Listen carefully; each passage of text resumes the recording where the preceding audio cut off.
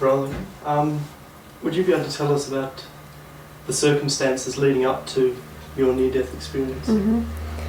I was in hospital giving birth to my second child, and I don't really know exactly when it started.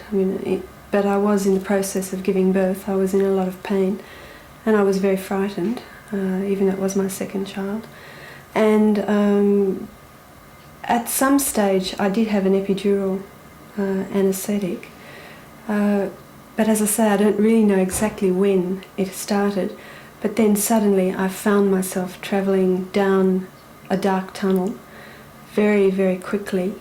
It was dark all around me, and I could hear a sort of a whooshing sound as I was going, like as though the wind was in my ears, as if I was travelling very fast.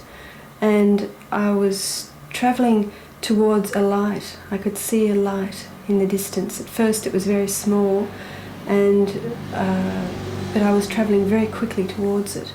And as I got closer and closer, I was thinking, I must be dead, or I must be dying. It just seemed really rather astonishing, but it didn't bother me at all. I was just travelling very quickly towards this light. And as I got almost to the light, just as though I was in the very end of the tunnel, before I got exactly to the light, I stopped. And I just started to think really clearly. I'm giving birth to a child at the moment, and I was thinking of, I had my other son at home who was about 2.5 and was rather difficult to look after, and I thought, my husband couldn't handle that, and so I thought, I'd better go back. But then at the same time as going back for the children, I also knew absolutely that I'd go back for myself.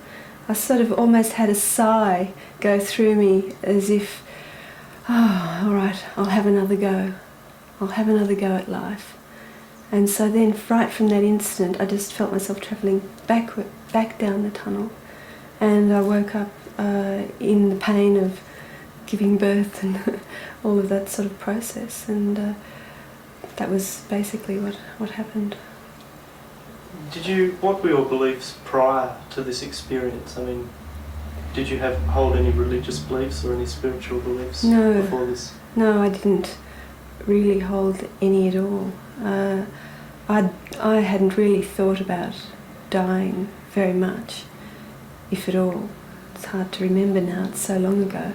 But I wasn't a religious person in any sense. And I think if I was anything, I would have said I was an atheist.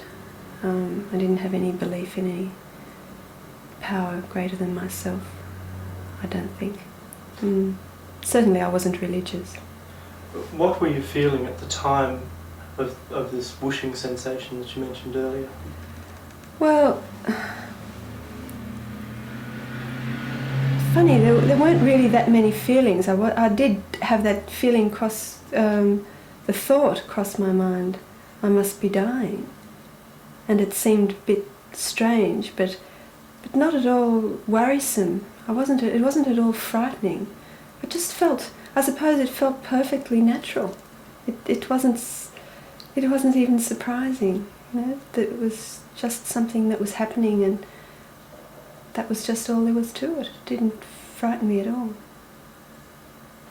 In fact, I suppose I could say it was very peaceful, because after coming from a situation where I was in a lot of fear and a lot of pain, suddenly it was very peaceful, and that would have been, I suppose, the overwhelming feeling of peace. Was the reality any more intense than reality you perceive normally, or was it less so? It was real. It was just real. I would say it was just real. This is real, I suppose, but that was just very real. It certainly left a very strong imprint on my mind. I've never forgotten it, and that's over 17 years ago now. Right. Have you changed? I mean, obviously you've changed, but how have you changed as a result of this experience? Well, I think I've changed in just about every way it's possible to change. Certainly it's a long time, and it has taken a long time for those changes to come about. But I do really attribute those changes to that experience.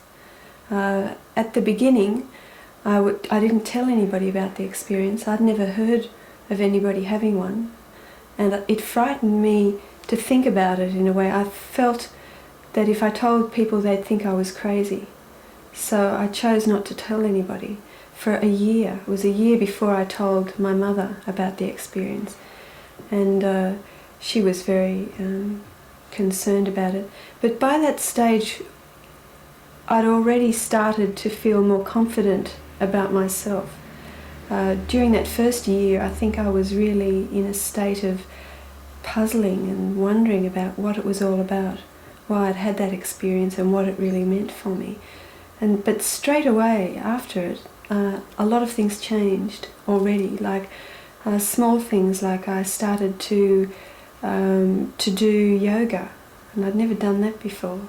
And I started to, through the yoga, I started then to become a vegetarian, be interested in that, and that's continued ever since. Those sorts of little things were very big steps for me at that time, because I was just a normal, a stay-at-home housewife with 2 little babies, and I'd never done anything like that before. It seemed very daring to me at the time. It doesn't now. And but that was a good start, I can see. Also, I just felt I wanted to know more things. I wanted knowledge, and so I started to read voraciously. And even though I'd been a reader in my childhood, I hadn't really been reading all that much in recent years before that experience. But I started reading really very solidly, and I decided that I wanted to go to university, because I'd never been to university, and to learn. I didn't go there, didn't think of going there to get a profession, but to learn more things. I just felt I had to know more things. I didn't know anything. And so when my youngest son Eden was 3, the fees were abolished at universities, which is rather interesting at the moment, since they're all being reintroduced. But at that time, that coincidence of him being able to go to preschool and me being admitted to the university, that brought about a very big change in my life, because then I started on that path of learning in an intellectual way that I'd never done before.